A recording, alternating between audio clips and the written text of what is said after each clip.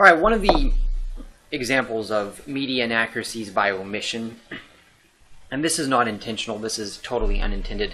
There's a really great debate that I'm going to link to in the description, and it is by Intelligence Squared, and it is titled, what is, Declinists Be Darned, Bet on America. And, well, it's not really darned, there's another word, but anyway, here you go, Declinists Be, yeah, I edited that out, Bet on America. Okay, so this is to keep my videos G-rated. Okay. One of the highlights, there's a lot of pieces in the video that I could cover, and it's fascinating, it's a good discussion. It's a lot better than anything you'll read in the New York Times, Wall Street Journal, Fox News, CNN, any of them, that's for sure. Because it does feature two sides that are fairly reasonable. But one of the missing points that even the pro-America side doesn't seem to get either is that there's this point that one of the debaters brings up about there being no jobs. The millennial generation isn't going to have jobs, and technology has destroyed the jobs. That's not true.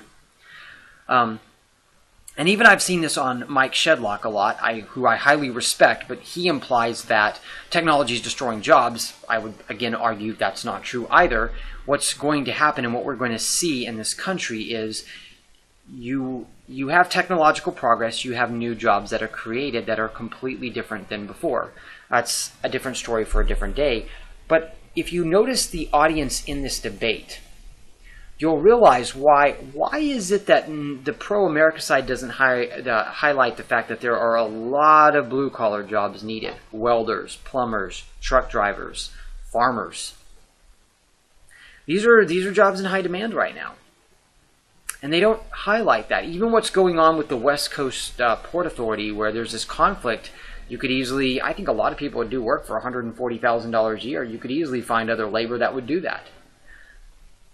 If you look at the audience, you predominantly see educated people there. And in fact, even in the video, one of the things they highlight is how education is the solution to problems. One of the weaknesses in America that is a very good point is that they turn to education too quickly. There are a lot of educated people, as we've already seen in the video on blue-collar work.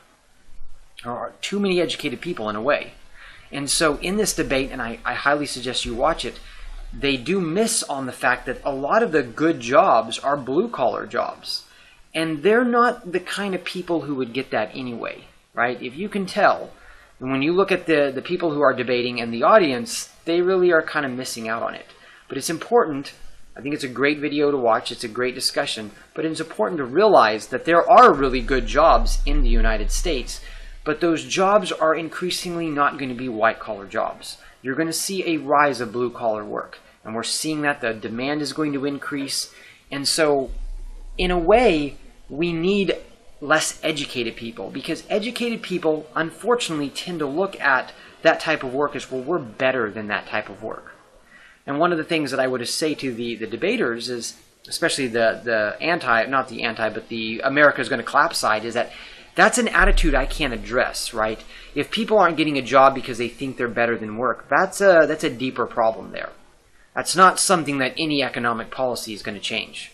People have got to get over the fact that I'm above that type of work. So I suggest you watch this. I included this in the Media Inaccuracies playlist. Even though this is more of a review, but the thing is, I think it's a good debate. That'll give you both two really good sides, I think, that are very fascinating and give you some economic research. As far as the wealth inequality, you can go and look at the Pew videos. I kind of already addressed that in others, so there's no point to address that here.